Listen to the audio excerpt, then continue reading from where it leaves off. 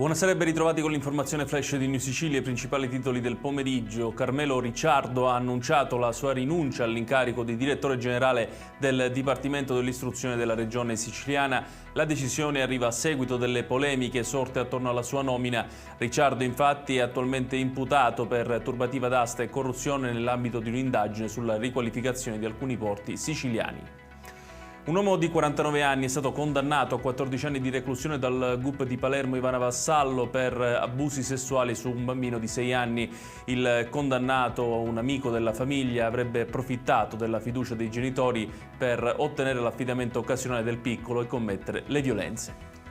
Un terremoto di magnitudo 3.0 è stato registrato alle 14.35 nel Tirreno meridionale al largo di Palermo. L'INGV ha localizzato l'epicentro in mare aperto di fronte alle coste fra Palermo e Trapani a una profondità di 28 km. Le scosse sono state percepite in alcune aree costiere e non avrebbero prodotto danni. Un fruttivendolo di 54 anni è rimasto folgorato nel suo negozio di via Asciuti a Palermo, ferito anche un ragazzo che ha cercato di soccorrerlo. L'uomo è stato stabilizzato dai sanitari intervenuti sul posto e trasportato all'ospedale di Villa Sofia, in corso adesso le verifiche sull'impianto elettrico.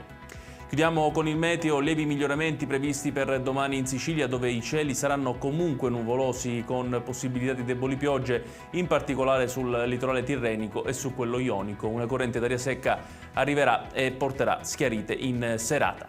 Ed è tutto per questa edizione. Tutti i dettagli su queste notizie li trovate come sempre sul nostro sito www.newsicilia.it. Grazie per averci seguito e buon proseguimento di serata.